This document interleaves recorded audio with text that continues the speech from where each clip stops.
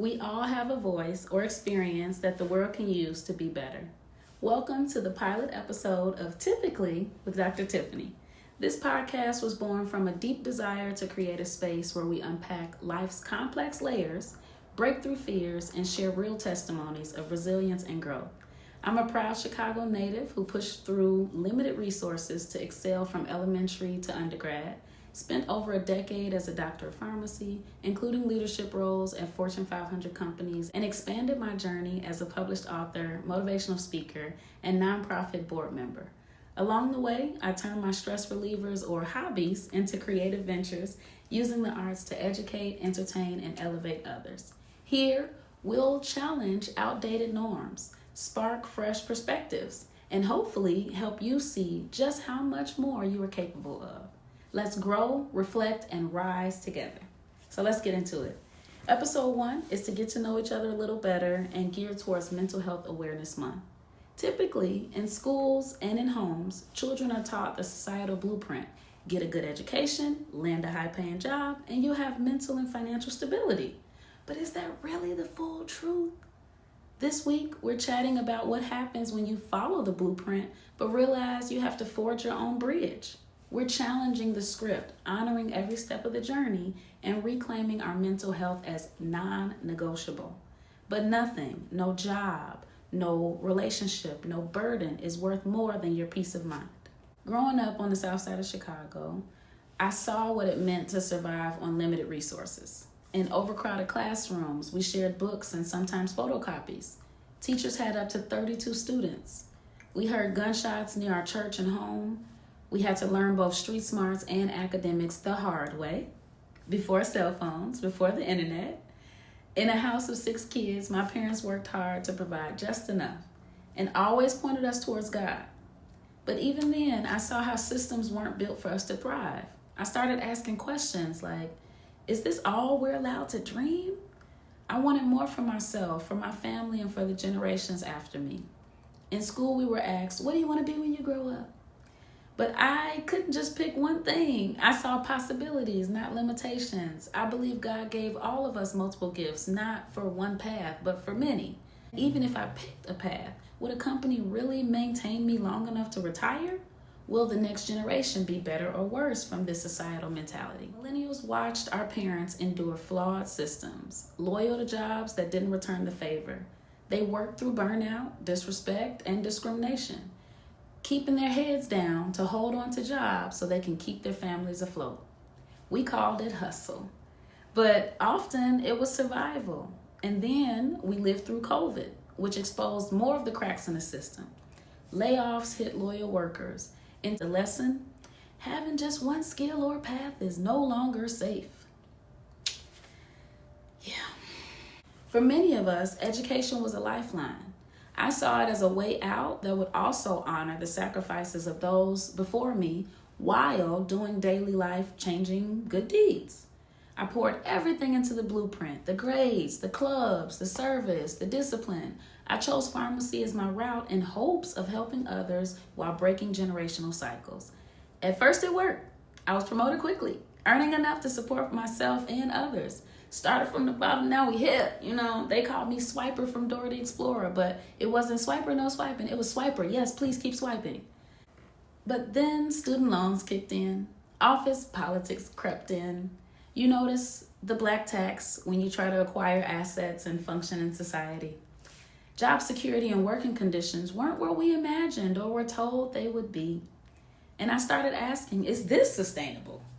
It's not always the job. Most of us can handle the job description. It's the system, the culture, and the silent expectations that people set that may not coincide with the overall company's mission.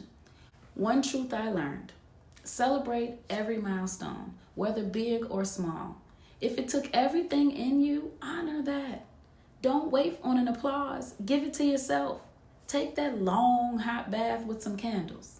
Book the trip to re-energize you again. Sip that latte as a daily guilty pleasure and say those affirmations to yourself in the mirror. It's free. Like J-Lo said, love don't cost a thing. Self-care doesn't have to be expensive, but you are. Your life is expensive. You're a king's kid and you have people that care about you. And this is not to be full of yourself. It's to keep building yourself to sustain yourself so you don't get deflated and defeated. Because after every win, that goalpost may move again. And you'll need strength to keep jobs longer than I should have. Afraid to let go of what I worked so hard to build, even when there was adversity. But then I realized you don't have to accept pain as a part of your paycheck. I started reclaiming my peace through small joys like DIY projects, nature walks, forgotten hobbies. I remembered who I was before I was silenced. You shouldn't have to lose yourself to succeed by someone else's standards that will keep changing. I learned the blueprint was no longer serving my overall well-being, and sometimes a bridge to a different path has to be made. A pro tip: you can get across that bridge faster if you worked on transferable skills, have hobbies that can become lucrative, and work through your fear of the unknown on the other side. The world needs your full self, your creativity, your unique point of view, your spirit. Life is too short to not experience what all can be birthed from inside of you, especially when we all survived COVID. You need to be smelling the fresh air every single day. And if you didn't know, unmanaged stress can cause you to wake up dead. Yes, it can kill you, including you men. You the top of the list for every study for not getting annual checkups. And don't wait to go until your toe falls out. Shout out to everyone that is carrying heavy loads and still showing up for others. Your soft era is coming, sweetheart. If you're struggling, keep your head up. Find the beauty in each day to still genuinely smile. Keep your resume ready. Seek loved ones or professional help. Have a plan B through F. And focus on what you can control. John 10:10 says, I have come that they may have life and have life more abundantly. And that includes joy, rest, and balance. A management science study showed happier employees are 12% more productive per 1 unit of happiness on a standard scale up to 10. That's not a trend. It's human truth. We don't need a study to tell us that. Yet too often, microaggressions and mistreatments are swept under the rug as it's just business. And now AI is replacing jobs that once seemed stable. Robots don't ask for PTO or talk about burnout, so companies may see AI as a win. But you and I, we still matter. They can't automate purpose, empathy, resilience, or your personality. You have something irreplaceable, heart and soul. So don't let fear of any unwritten story to convince you otherwise. But I will remind you of what I said earlier, to start getting that plan B through F, just in case. Eventually, I realized God's plan is greater than mine. Sometimes pressure pushes you to purpose. I stopped begging for a seat at their table and decided to gather myself to build my own table under God.